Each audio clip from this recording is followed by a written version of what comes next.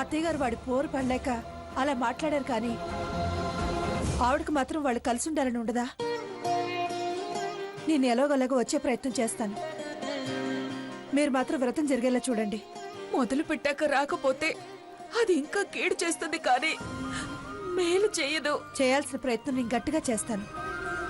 మీరు మాత్రం వ్రతం చేయడం మానుకోవద్దు. అలాగే, మీ మాట మీద నమ్మకంతో రేపు దానితో సౌభాగ్య వందన వ్రతం చేయిస్తాను. అలాగే. ఉంటాను వదిన గారు. సీత, సీత. అత్తయ్య గారు, ఏంటత్తయ్య గారు? ఇప్పుడే మీ అమ్మగారు ఫోన్లో మాట్లాడారు. అమ్మ ఫోన్ చేసిందా? స్వర్ణ ఎలా ఉందంట? ఈ మాట మీ అమ్మగారిని అడిగాను. చాలా బాధపడుతుందని చెప్పింది. స్వర్ణ కష్టాలు తీరడానికి సౌభాగ్య బంధన వ్రతం చేయించాలని అనుకుంటున్నారట. చేయించొచ్చు కదా? చేయించొచ్చు సీత, కానీ దానికి తోడబుట్టిన వాళ్ళు, అత్తగారింటి తరపు వాళ్ళు అందరూ ఉండాలట. అందుకే తను నాతో ఫోన్లో నేను ఎలాగైనా అత్తయ్య గారిని ఒప్పించి వస్తారని మాటిచ్చాను. మనం వెళ్ళి ఒకసారి అత్తయ్య గారితో మాట్లాడదాం. అమ్మమ్మ గారితోనా? ఆవిడ గారు మనల్ని వెళ్ళనిస్తుందా? మన ప్రయత్నం మనం చేద్దాం. కాదంటే అప్పుడు ఆలోచిద్దాం. నన్ను అడిగితే పంపేదాన్నిగా అన్నా అంటారు. సరే పదండి. పద.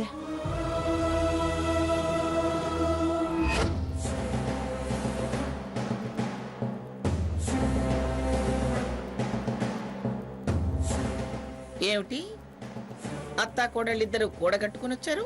అత్తయ్య గారు, మీతో విషయం మాట్లాడాలి. ఏమిటో? ఒక్క విషయం ఇద్దరు కలిసి మాట్లాడేది.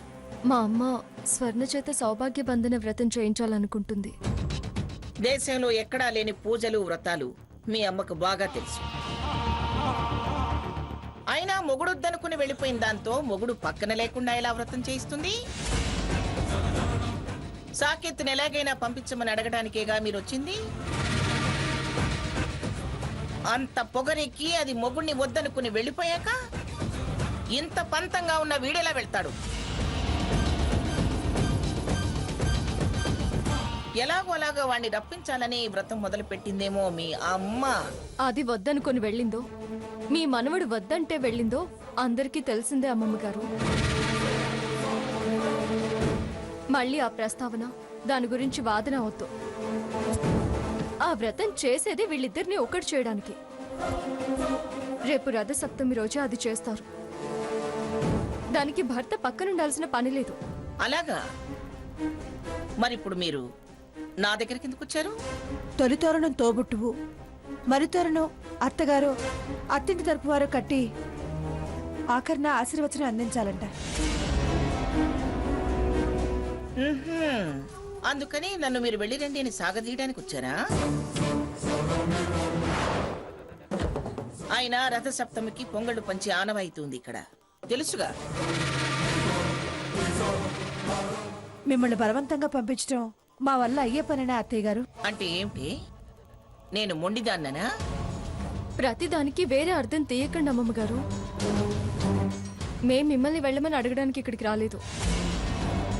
మమ్మల్ని అక్కడికి వెళ్ళడానికి అంగీకరించండి అని అడగడానికి వచ్చాం. కుదరదు. అది నన్ను, నా మాటని లెక్క చేయకుండా వెళ్ళిపోయింది. మీ వాళ్ళేమో నా పిల్ల నాకు బరువా అని పట్టుకెళ్ళిపోయారు. అలాంటప్పుడు ఆ ఇంటికి ఇంటి వాళ్ళెవరూ వెళ్లాల్సిన అవసరం లేదు. వాళ్ళు కలిసి ఉండడం మీకు ఇష్టం లేదా? ఏం మాట్లాడుతున్నావే? కలవాలని, కలిసి ఉండాలని వ్రతం చేయిస్తుంటే వెళ్ళొద్దు అని అంటే అర్థం అదే కదా.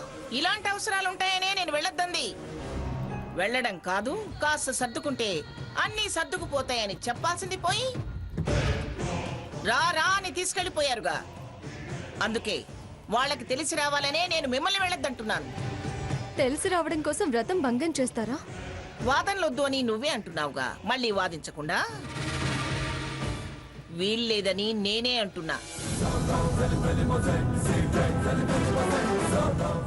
వెళ్ళండి. అత్తయ్య గారు, దయచేసి అలా మాట్లాడకండి. స్వర్ణ ఏ తప్పు చేయలేదని మీ మనసుకు తెలుసు. ఏదో మీరు వాడు అన్న మాటలకి హర్ట్ అయ్యి ఆవేశంలో నిర్ణయం తీసుకుంది. క్షమించండి. వాళ్ళ ఎడపాటు తొలగిపోవాలనే వదిన గారు ఆ వ్రతం చేయిస్తున్నారు. మమ్మల్నైనా వెళ్ళి ఆశీర్వాదాలు అందించరానివ్వండి. కుదరదంటే కుదరదు. మళ్ళీ మళ్ళీ అడిగి నన్ను విసిగించద్దు. వెళ్ళండి. సావిత్రి వ్రతాల సంగతి, దాని వెనక ఉన్న మతలబు సంగతి నాకు బాగా తెలుసు. ఏ మతలబులు లేవు. మంచి కోరి చేయాలనుకుంటుంది అంతే. మంచిది. మీ అంత నాకు తెలియదులే. వెళ్ళండి.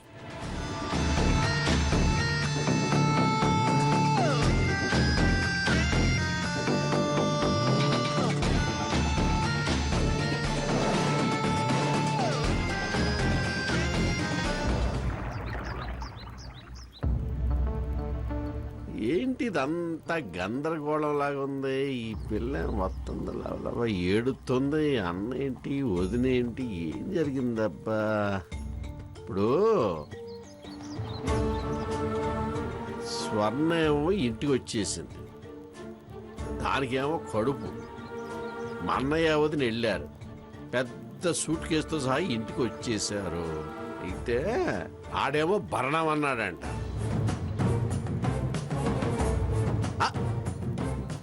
వదినా గోడ మీద వదిలేయ్. ఏమన్నా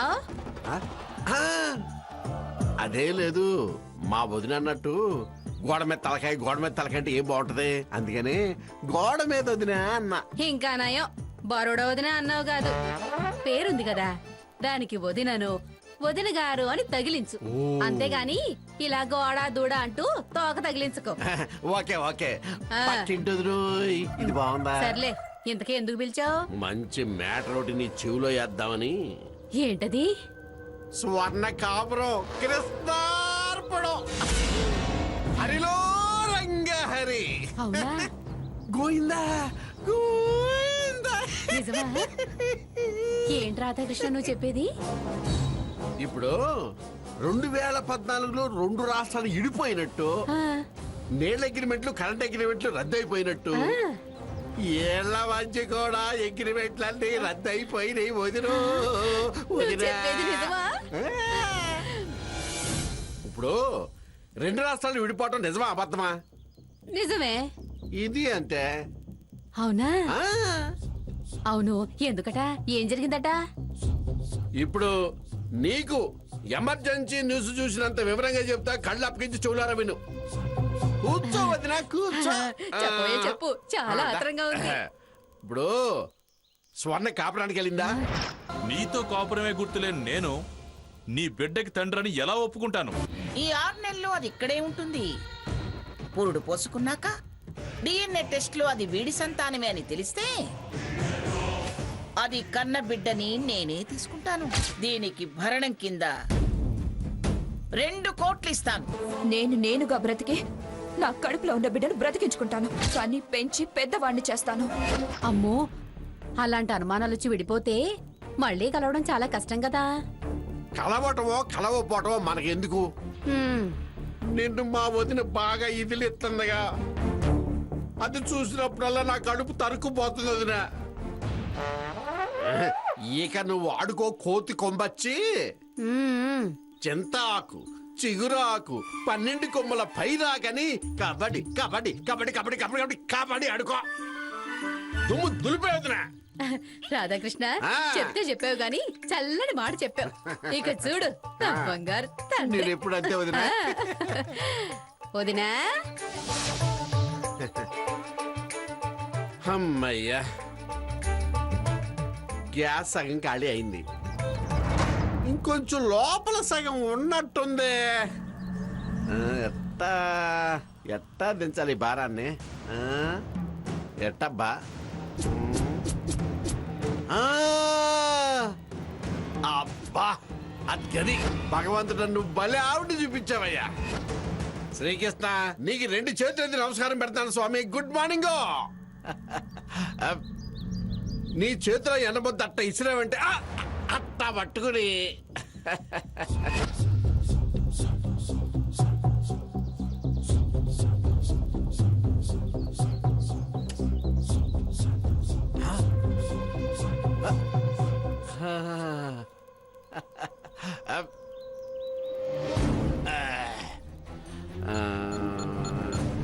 ఇదేనా నెంబరు ఇదే ఆ. ఈ రాధాకృష్ణ ఇండియాలో ఉండవలసినోడు కదా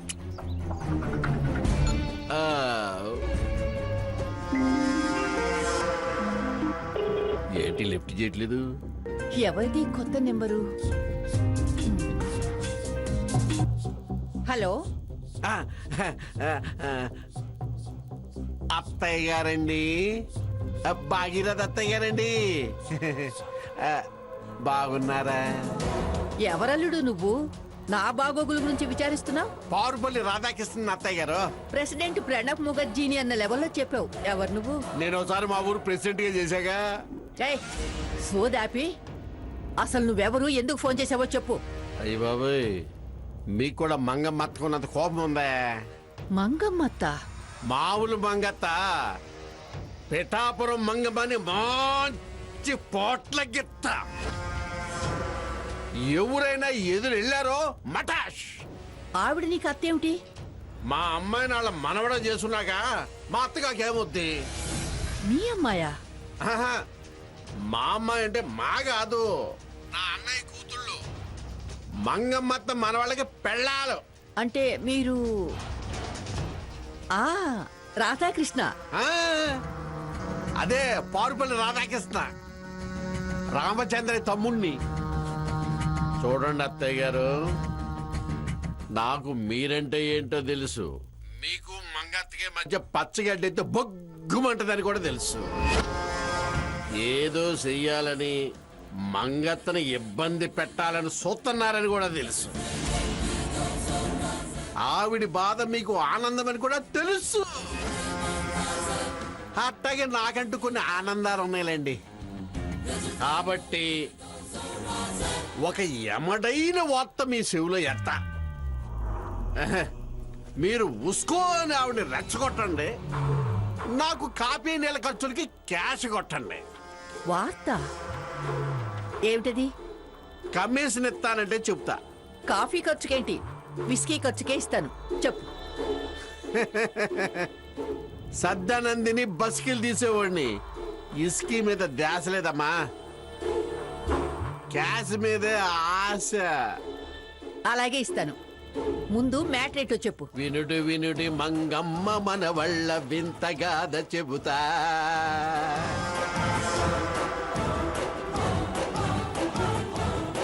పవమాన సుదులు బట్టి పాదార విందవులకు నీ నామా రూపములకు నిత్య శుభమంగళవు. అమ్మా, పైసల కోసం ఎప్పుడు రమ్మంటారు? ఎప్పుడు వీలైతే అప్పుడు రా. మంచి మ్యాటర్ చెప్పావు. ఇక నేను మంగమ్మకి 3D సినిమా చూపిస్తా. అమ్మా, బాక్స్ ఆఫీసు బద్దలైపోయినట్టే. బ్రేకింగ్ న్యూస్ నేను చెప్తుంటా, ఇక మంగత్తని బ్రేక్ బ్రేక్ బ్రేక్ డాన్స్ మీరు చేయించండి. అలాగే. ఆ స్వర్ణని అడిగినట్టు చెప్పు. అప్పుడు గాని నాకు చెప్పు దెబ్బలు పడవు. అమ్మా, బాక్స్ ఆఫీసు బద్దలైపోయినట్టే. బ్రేకింగ్ న్యూస్ నేను చెప్తుంటా, ఇక మంగత్తని బ్రేక్ బ్రేక్ బ్రేక్ డాన్స్ మీరు చేయించండి. అలాగే. ఆ స్వర్ణని అడిగినట్టు చెప్పు. అప్పుడు గాని నాకు చెప్పు దెబ్బలు పడవు. ఎట్టా చెప్తానమ్మా నువ్వు మరీను? ఓ కరెక్టే కదూ. సరే ఉంటాను. అట్టాగే బాగిరేది అత్తయ్య. డబ్బు పని అయిపోయిందిగా. ఈ డబ్బున్న వాళ్ళందరికీ బుర్ర అస్సలు ఉండదు అనుకుంటా. రాధాకృష్ణ ఒక్కడే కరెక్ట్.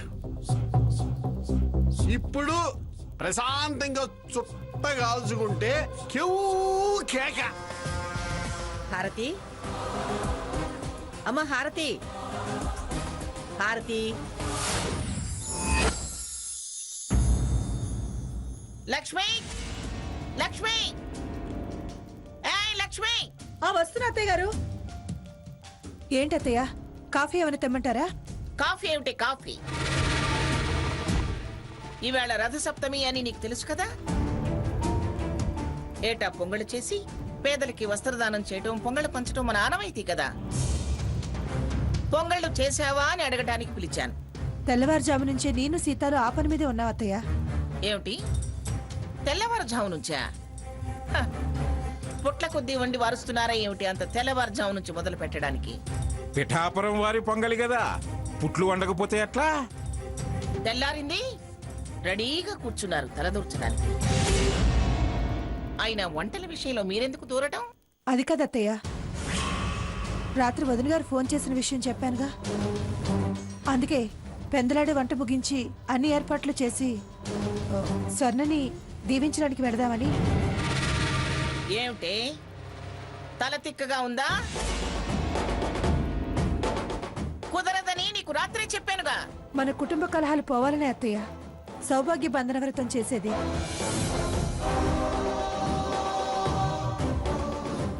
సౌభాగ్య బంధనమా, నన్ను సన్యాసం చేసే బంధనమా?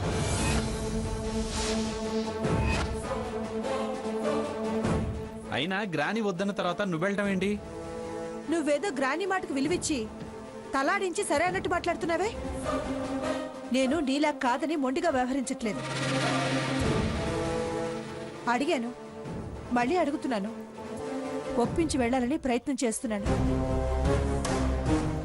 అత్తాకోడళ్ళు వాళ్ళు మాట్లాడుకుంటారు, మధ్యలో నీకెందుకురా?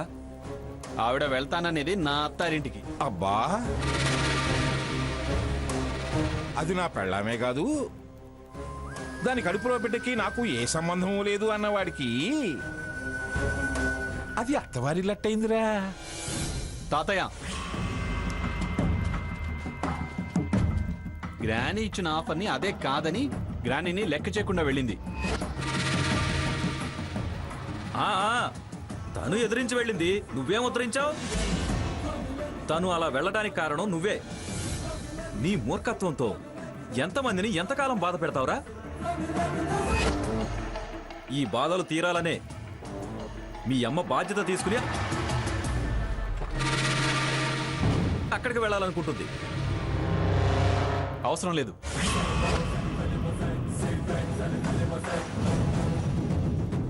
ఎవరేం బాధ్యత తీసుకొని మళ్ళీ ఆ చెడిపోయిన దాన్ని ఇక్కడికి తీసుకొచ్చి నాకు అంటగట్టాలని చూడకండి.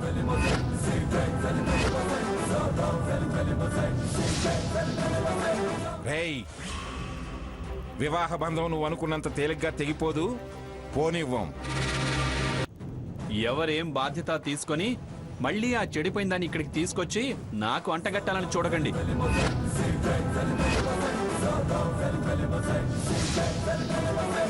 రేయ్, వివాహ బంధం నువ్వు అనుకున్నంత తేలిగ్గా తెగిపోదు, పోనివ్వం. బలవంతంగా మీరెవరూ నన్ను దాంతో సంసారం చేయించలేరు. అంత నమ్మకం నీ మీద నీకుంటే మీ అమ్మ వెళుతుంటే వద్దంటున్నావెందుకురా? ఆ? మళ్ళీ ఏ జాతరో కోయదరో అని కథలల్లి కళ్ళల్లో కారం కొట్టే ప్రయత్నం చేస్తారని. నీ కళ్ళల్లో కారం కొట్టాల్సిన అవసరం మాకేమిట్రా? చక్కగా సంసారం చేసుకుంటూ సంతోషంగా ఉండాలని కోరుకునేవాళ్ళంరా మేము. నీ తలక మూర్ఖత్వం పాకి పచ్చగా సాగాల్సిన కాపురంలో చేజేతులా నువ్వే నిప్పులు పోసుకుంటున్నావు.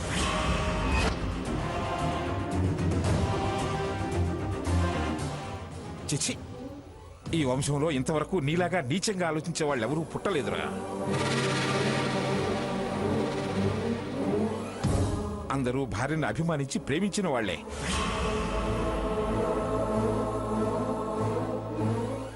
అసలు నీకు అనుమానించే గుణం ఎలా వచ్చిందో అర్థం కావటం లేదురా.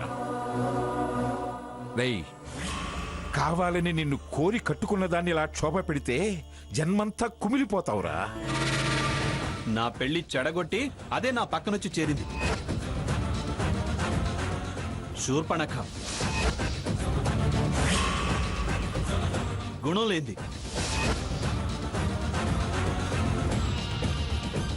అసలు ఈ ఇంట్లో ఉండే అర్హతే లేదు దానికి.